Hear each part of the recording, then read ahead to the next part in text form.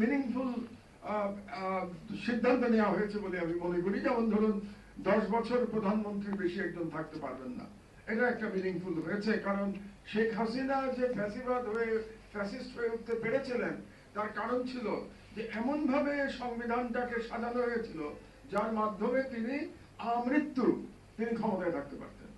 একজন ব্যক্তি যখন আমৃত্যু ক্ষমতায় থাকার একটা ক্ষমতা লাভ করে তখন সে ফ্যাসিস্ট হতে বাধ্য।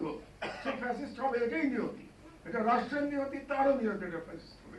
এবং এটাও ফ্যাসিস্টের নিয়তি যে তাকে হয় মৃত্যুবরণ করতে হবে অথবা পালিয়ে যেতে হবে, এটাও ফ্যাসিস্টের নিয়তি। এই কথাটা বললে আবার অনেক স্টেক হোল্ডার, বড় রাজনৈতিক দল অসন্তুষ্ট হন। আমার মনে আছে 2018-তে আমার উপরে আদালত চত্বরে হামলার আগে, হামলার পরে আমি সিদ্ধান্ত নেই যে আর দেশে থাকা বোধ হয়, থাকা মানে হচ্ছে সুইসাইড করা, আত্মহত্যা করার কোনো মানে হয় না, এই জন্য আমি এক্সাইলে যেতে বাধ্য হই। তো ওই আক্রমণের আগ দিয়ে একটা সভায়, একটি বড় দলের সভায় বলেছিলাম যে জনগণের বিপ্লব ছাড়া শেখ হাসিনাকে সরানো যাবে না, আপনারা নির্বাচনে যাওয়ার চিন্তা বাদ দেন। এইটা বলাতে সেই স্টেক হোল্ডার দল কি খুব অসন্তুষ্ট হয়েছিল। এবং আমি বলেছিলাম পৃথিবীর কোথাও ব্যালটের মাধ্যমে কোন ফ্যাসিস্ট শাসককে সরানো যায় না, এটাই ইতিহাস। কিন্তু বাংলাদেশের রাজনৈতিক দলগুলো দেখলাম, বিএনপি গেল, জামাতও এখানে উপস্থিত, জামাতও 2018 সালের নির্বাচনে গেল। কি মনে করে গেল? এটা জামাত বিএনপি তারা ভালো করে জানে কেন গেছিল। আমি জামাতকেও তখন বলেছিলাম যে বিএনপি গেলে যাক, আপনারা যেন না নির্বাচনে, কিন্তু তারা গেল, তাদের মার্কা নাই, তারা ধানের শীষ নিয়ে নির্বাচনে গেল। এর মধ্যে কি পলিটিক্যাল মেসেজ তারা দিতে চেয়েছিল আমার জানা নাই, সেটা জামাত ভালো জানে। তো আমি যেটা বলছিলাম, একটা ভালো কাজ হয়েছে। আবার এর মধ্যে আর একটা ব্যাপার নিয়ে আমি খুব লোকজনের মধ্যে, লোকজন বলবো না, জনগণের মধ্যে কোনো উৎসাহ নাই, রাজনৈতিক দলগুলোর মধ্যে খুব উৎসাহ। আপার চেম্বার, ভাই আপার চেম্বারতে কি হবে? আমার এই কথা আপনাদের পছন্দ হবে না আমি জানি, কারণ অনেকেই আপার চেম্বার নিয়ে খুব উত্তেজিত। আপার চেম্বারে আপনি ফ্যাসিস্টও আটকাতে পারবেন। আপার চেম্বার তো পাশের দেশে আছে তো, ভারতে।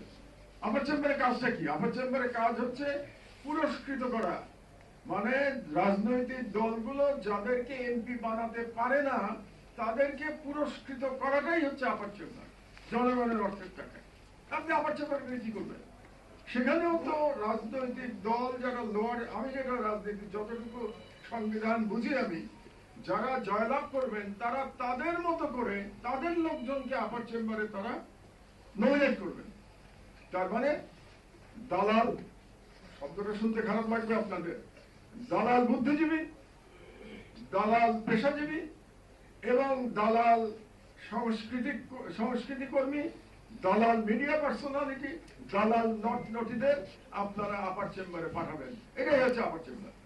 যে এই সরকার আরো থাকুক, এই সরকার তার বাকি কাজগুলো করে দিয়ে যাক, সংস্কার করে দিয়ে যাক, বিচার শেষ করে দিয়ে যাক, এটা আর রিয়ালিস্টিক না। লেটস অ্যাকসেপ্ট ইট, এটা রিয়ালিস্টিক না। বর্তমান সরকার যেহেতু ইতোমধ্যে একটা সময়সীমা নির্ধারণ করেছে, এখান থেকে সরে যাওয়ার কোন সুযোগ প্রফেসর ইউনূসের আছে বলে আমি মনে করি না। তিনি যদি এখান থেকে সরে যান, তিনি তার লিগ্যাসি নিয়ে তিনি যেতে পারবেন না, তার এক্সিট ভালো হবে না।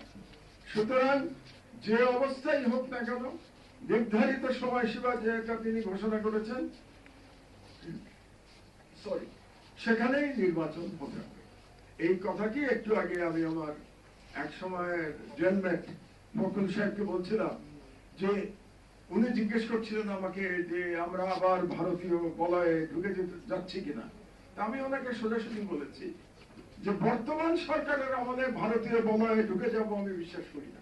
কারণ প্রফেসর ইউনূস 1 বছরে প্রমাণ করেছেন যে তিনি একমাত্র বাংলাদেশের ইতিহাসে জিয়াউর রহমানের মতো তিনি ভারতের চোখে চোখ রেখে কথা বলতে পারেন। যেটা শহীদ জিয়া দেখিয়ে গেছিলেন আমাদেরকে, সেটা প্রফেসর ইউনূস 1 বছরের মধ্যে দেখিয়েছেন। তিনি মোদির চোখে চোখ রেখে কথা বলেছেন, তিনি মোদিকে সরাসরি বলেছেন শেখ হাসিনাকে ফিরিয়ে দেওয়ার ব্যাপারে। আমি জানি না প্রফেসর ইউনূস ছাড়া অন্য কোন শাসকের পক্ষে, কোন রাজনৈতিক দলের শাসকের পক্ষেও এটা সম্ভব হতো কিনা আমার সন্দেহ আছে। হলে তো খুব ভালো কথা।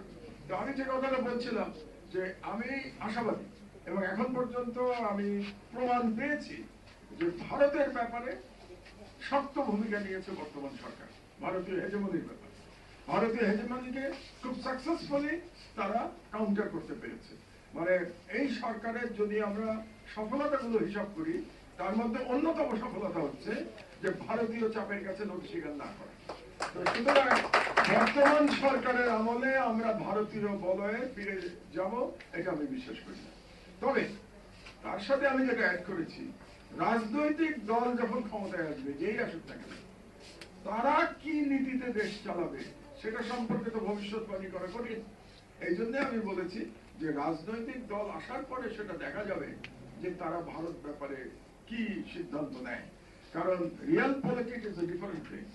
তারা এসে বলবে জিও পলিটিক্স এর জন্য আমাদেরকে এটা করতে হচ্ছে, ওটা করতে হচ্ছে। ইউনিশ সরকার পেরেছিলেন, ইউনিশ সরকার ওয়াজ অ্যান ইন্টারিম গভর্নমেন্ট, ইউনিশ সরকার স্বল্প সময়ের জন্য এসেছিলেন, আমাদের 5 বছর থাকতে হবে, এই সমস্ত বলে তারা হয়তোবা আই হোপ নট, তারা হয়তো ভারতের ব্যাপারে একটা নমনীয় অবস্থান নিলেও নিতে পারেন। বর্তমান সরকারের তুলনায় নমনীয় অবস্থান নিলেও তারা নিতে পারেন। কিছু কিছু ইঙ্গিত আমরা এখন নেতা নেত্রীদের বক্তব্যের মধ্যে কিন্তু দেখতে পাচ্ছি অলরেডি। সুতরাং ভবিষ্যতের জন্য আমাদের খুব সজাগ থাকতে হবে। এই যে দ্রুত কালচারাল পরিবর্তন, আমি অবাক হয়ে গেছি 6 বছরের মধ্যে। এবং এই কালচারাল পরিবর্তন কখন হয়েছে?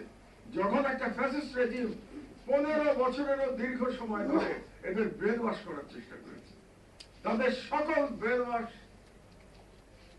ব্যর্থ হয়ে গেছে, তাই না? তারা এক ধরনের ব্যক্তি পূজা করার চেষ্টা করেছে। এক ব্যক্তিকে নিয়ে সারা দেশে মূর্তি বানিয়ে সেই ব্যক্তি পূজার চেষ্টা, সেই মূর্তি ধূলিসাৎ হয়ে গেছে। বাংলাদেশের তরুণরা সেই মূর্তি উড়িয়ে দিয়েছে। এক সময় ইরাকে যোগ ছিল যে বাগদাদের জনসংখ্যা কত, সেই জনসংখ্যার অর্ধেক হচ্ছে সাদ্দামের মূর্তি। তো বাংলাদেশের জনসংখ্যার কত শতাংশ মুজিবের মূর্তি ছিল আমি জানি না। তো যতগুলি মূর্তি ছিল মোটামুটি মূর্তিগুলোকে ধ্বংস করা গেছে। তো এই ধ্বংস করেছে কারা? তরুণরা করেছে। কারা মারা গেছে, শহীদ হয়েছে কারা? আমাদের মেনে নিতে হবে।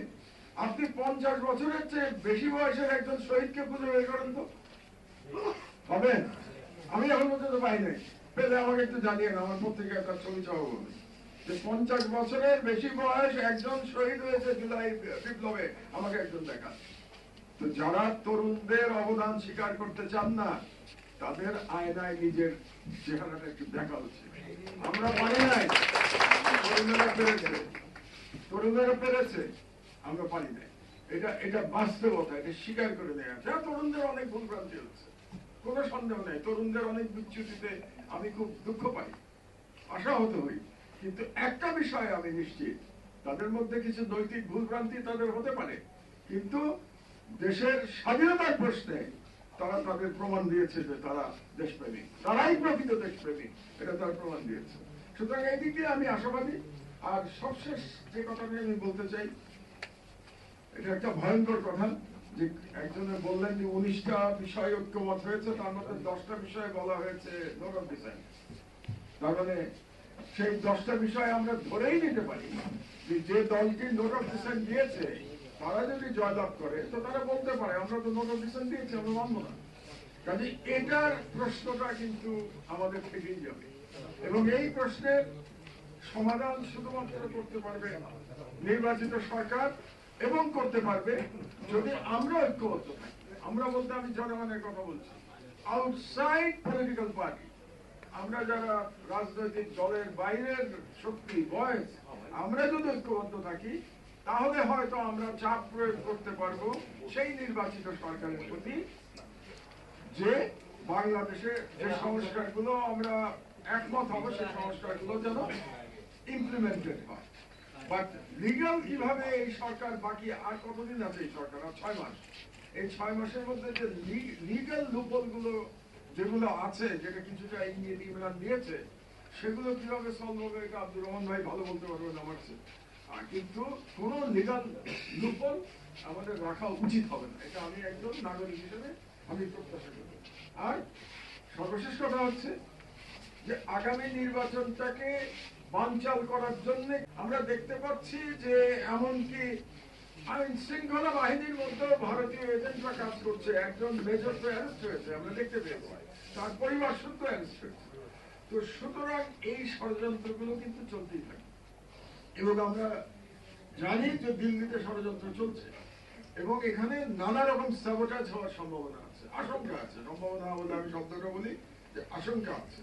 নানা রকম স্যাবোটাজ করে নির্বাচনটাকে যদি তারা আটকে দিতে পারে, তাহলে তখন কিন্তু লেজিটিমেসির প্রশ্ন আরো শক্তভাবে চলে আসবে যদি নির্বাচন না হয়। কাজে আমি মনে করি যে লেজিটিমেসির বিতর্ক শেষ করার জন্য একটা free and fair and peaceful নির্বাচন হওয়া আবশ্যক। একটা আহ্বান জানিয়ে রাজনৈতিক দলগুলোর প্রতি একটি আহ্বান জানিয়ে আমার বক্তব্য শেষ করব। রাজনৈতিক দলগুলোরও কর্তব্য আছে। আপনারা সবকিছু ইন্টারিম সরকারের কোর্টে ঠেলে দেবেন আর কোনো দায়িত্ব নেবেন না, এটা কিন্তু হবে না। কারণ রাষ্ট্র তো আপনারা চালাবেন, রাজনৈতিক দলের ইচ্ছাই তো ক্ষমতায় যাওয়া। আপনাদের উচিত, প্রত্যেকটা দলের প্রতি আমি বলছি, এখনই জনগণকে আশ্বস্ত করা যে আগামী নির্বাচনে আপনারা কোনো ভায়োলেন্সের আশ্রয় নেবেন না, আপনারা কোনো ভোট কারচুপির চেষ্টা করবেন না, আপনারা কালো টাকা ছড়াবেন না, আপনারা ফেয়ার নির্বাচন করবেন। ফ্রি নির্বাচন করানোর দায়িত্ব সরকারের, ফেয়ার নির্বাচন করার দায়িত্ব কিন্তু শুধুমাত্র সরকারের না। নির্বাচন ফেয়ার হতে হলে রাজনৈতিক দলেরও একই দায়িত্ব সরকারের মতো যদি ফেয়ার নির্বাচন হতে হয়। সুতরাং আমার আমার রাজনৈতিক দলের প্রতি আহ্বান থাকবে, আপনারা জনগণের কাছে প্রতিশ্রুতি দেন যে আপনারা প্রত্যেকে ফেয়ার নির্বাচন করবেন। এটা যদি করেন তাহলে আমার মনে হয় যে ভারত থেকে যতই ষড়যন্ত্র করা হোক না কেন, আমাদের ঐক্যবদ্ধ জাতির কাছে সেই ষড়যন্ত্র ব্যর্থ হবে। সুতরাং আসুন আমরা সকলে মিলে আমরা একটা ফ্রি অ্যান্ড ফেয়ার নির্বাচন কিভাবে করা যায় এটা নিয়ে আলোচনা করি, এবং এটা নিয়ে আমাদের পরামর্শ আমরা দিতে থাকি পাবলিকলি। শোনা না শোনা এটা সরকার এবং রাজনৈতিক দলের কর্তব্য। যেমন ধরেন আমি বিপ্লবী সরকারের কথা বলেছিলাম, সরকার তো শোনে নাই, কিন্তু আমার কথা তো আমি বলে গেছি। আমি আরেকটা বলেছিলাম, আমি মনে করি বাংলাদেশের প্রবলেম যদি সলভ করতে হয় তাহলে রাষ্ট্রপতি শাসিত সরকারে ফিরে যাওয়া উচিত। শোনে নাই, রাজনৈতিক দল শোনে নাই, সরকার শোনে নাই।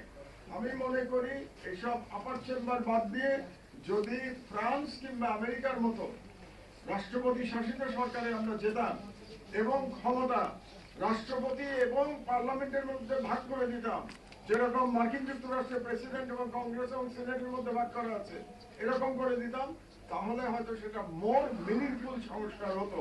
কিন্তু সেই সংস্কারের দিকে কেউ চিন্তা করে নাই। আমি এখনো বলে যাচ্ছি, হয়তো ভবিষ্যতে এই চিন্তা রাজনৈতিক দলগুলোর মধ্যে আসলেও আসতে পারে। আপনারা যে একজন বেআইনি লোককে আইনি সবাই আমন্ত্রণ জানিয়েছেন প্রধান অতিথি হিসেবে, এই জন্য আপনাদেরকে ধন্যবাদ জানাচ্ছি। আল্লাহ হাফেজ, বাংলাদেশ জিন্দাবাদ।